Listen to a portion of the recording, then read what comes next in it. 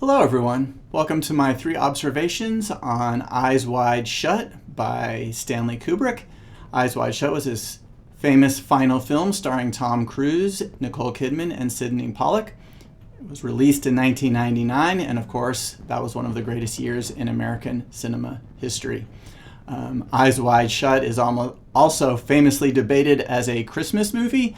And so with the 2 guys at 2-for-1 Studios, we decided to make Eyes Wide Shut our Christmas movie for analysis this year. If you're watching this on YouTube, please go to thehutchfiles.com to get my full breakdown of Eyes Wide Shut. You can also find all my other breakdowns, information on my films, and subscribe to get future posts and newsletters sent directly to your inbox. So let's talk about the 3 things that I've noticed about Eyes Wide Shut, the 3 unique observations that we can look into in terms of its narrative structure. The first one is that unlike most movies, Eyes Wide Shut lacks a soul inciting incident. Now you might argue, well, it's a Stanley Kubrick movie and his movies tend towards the art cinema side, and maybe that's just a more common thing for those kinds of movies. Well, it certainly can be common for an art cinema movie not to have a true inciting incident, but a lot of art cinema movies do have an inciting incident. Also, in a lot of ways, this really isn't a typical art cinema movie. It does have a lot of Hollywood features to it. It made over $150 million at the box office, so it was a very popular movie.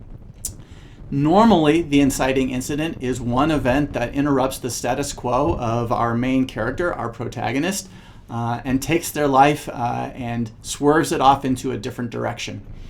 In this movie, of course, our protagonist is Bill, played by Tom Cruise.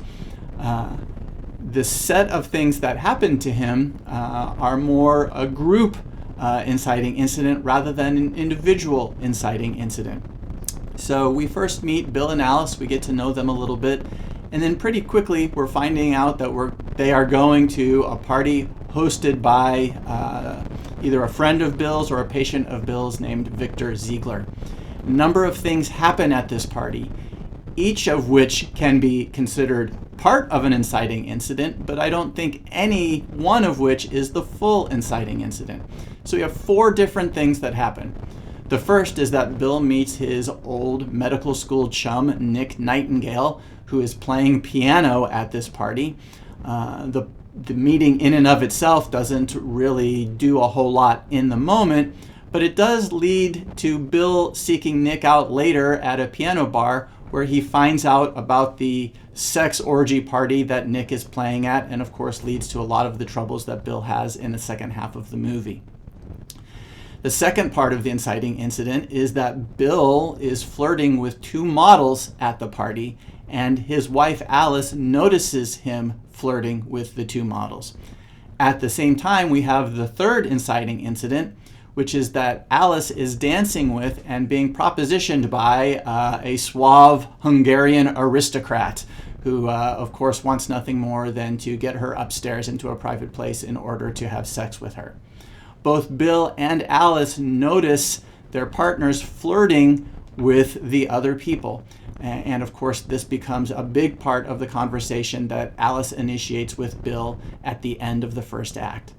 And then we have the 4th aspect of the inciting incident, which is the overdose of Mandy. Mandy is a prostitute hired by Victor Ziegler. She does a mixture of cocaine and heroin. She's passed out, and Victor panics and asks Bill to come upstairs.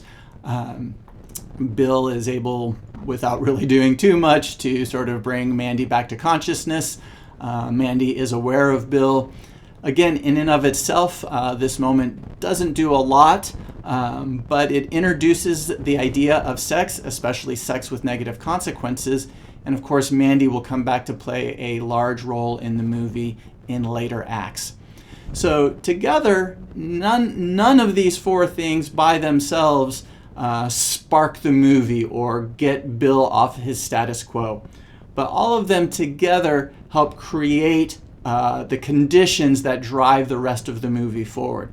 Specifically, Bill and Alice each flirting with their respective non-partners is a big part of what initiates Alice's conversation with Bill, in which she confesses to having fantasies or having had a fantasy of hooking up with a naval officer that she met while they had been on vacation. That then, of course, sparks Bill into quite an adventure that involves both Nick and Mandy in important roles, which if he hadn't met those two, those things either might not have happened or would have happened in a very different way. So that's our first observation. The second observation I'd like to make about Eyes Wide Shut is that it has 5 acts.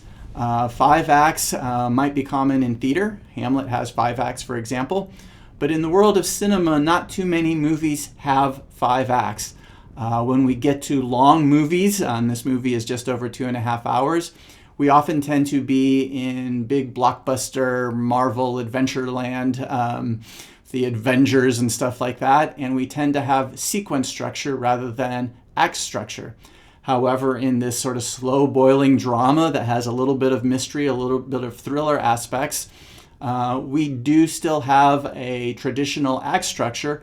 It's just that because the movie is 2.5 hours long, we end up with 5 acts. Now, 5 acts can be challenging to write. It's really hard to write acts that have new and different goals for every act. And as great as Eyes Wide Shut is, part of what we can see here, especially in the middle acts, acts 2, 3, and 4, is that the goals sometimes tend to be very similar. So if you look at my chart on the Hutch files or follow along here, and you look at acts 2, 3, and 4, you see that they do have kind of similar and somewhat overlapping act goals. After Alice's confession about the naval officer, Nick gets a phone call and he leaves in order to go visit the daughter of a patient who has just died.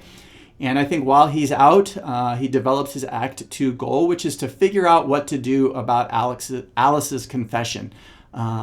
Is he going to respond sort of in kind by perhaps cheating or having an affair on Alice? Is he going to let that go? He keeps having imaginations and thoughts about what that encounter might have looked like. And so I think over the course of Act 2, he's trying to figure out what to do.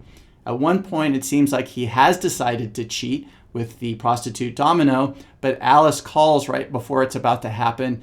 It guilts Bill, and he decides not to have the affair. So he ends up at the end of Act 2 having chosen not to cheat. But also at the end of Act 2, he meets Nick Nightingale, who tells him about the sex orgy party that he's going to play piano at, and Bill decides he wants to attend this party. So he gets the information from Nick, and that leads us into Act 3. And so Act 3 becomes about attending this cult sex party. That is really his goal, I think, is to look for sex. He has decided that he is going to pursue this. So Act 2's goal, I think, does lead into Act 3's goal, but those goals are different goals. Act 2 goal, he's figuring it out. Act 3, he chooses to act upon it. He attends the sex party, the orgy, but he's initially recognized as an outsider. He's warned multiple times by a mysterious woman who seems to end up being the woman Mandy, who we met in the first act. He's then sort of caught by the leaders of this party who warn him to stay away and not to come back. And in fact, Mandy seemingly, maybe it's a put on, maybe it's not, agrees to sacrifice herself to perhaps save his life. So at the end of this act, he escapes the sex party. This leads us to Act 4, where perhaps it seems like he's willing to give up on pursuing sex outside his marriage. But he goes home and he notices Alice having a dream in which she is laughing. She wakes up and admits to having a dream where she was at an orgy having sex with a lot of men. She acts ashamed of this, but it's unclear what exactly she's ashamed of or if she's really ashamed at all, and it's just a put on for Bill. The main result is that Bill seems to rekindle his goal of seeking out sex outside of the marriage And much of the rest of that act is about him doing just that. And he does a number of things to try to get the goal of having sex outside of marriage, although he fails at all of them. He also begins to look into and investigate the cult, perhaps because he wants to be a member of it, or perhaps because he wants more information. This is interesting because that ends up becoming our fifth act goal, especially after he finds out about the overdose death of Mandy. So the goals in those three middle acts, 2, 3, and 4, are differentiated to some extent, but especially the Act 3 goal and the Act 4 goal have some similarities. That leads us to the third observation that I want to make, and that's about the way characters pursue goals, especially at the scene levels. Usually characters have a lot of mix of success and failure. And Bill does too. He's successful in a lot of the things that he does. He needs a costume, he gets it. He wants the address to the party, he gets it. He wants to find out more about what happened to Mandy at the hospital. He finds out. He wants access to the morgue. He gets it. He does get a lot of things because he's this great, charming guy. But the thing he seems to want most of all is sex. He wants to have sex outside his marriage. And the funny thing about this movie is that he fails every single time that he tries to do this. And I think this is a really fascinating thing about what Eyes Wide Shut is trying to do. So just to run quickly through that list, of course, in the beginning, when he's flirting with the models, whether he really is going to act upon that at the party or not, I think we can safely assume that in some ideal world, he might be able to have sex with them.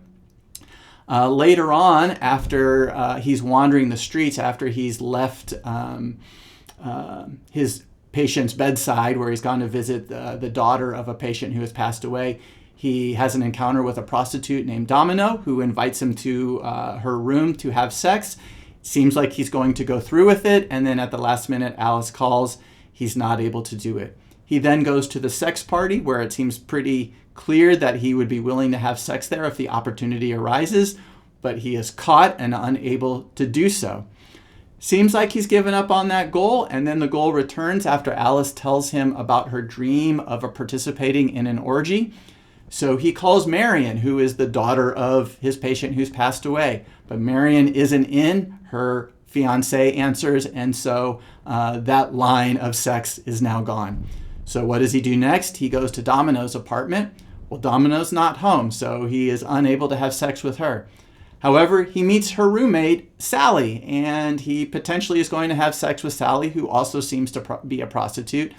But then she gives him the news that Domino has tested positive for HIV, and that pretty much ends Bill's attempts to have sex.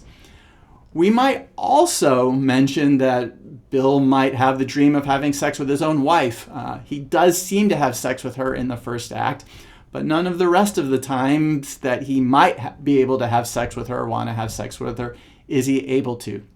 So throughout this movie, whether it's an act goal or whatever, he does seem to have this goal of having sex outside of his marriage. And interestingly, especially for the character being played by Tom Cruise, he fails at this.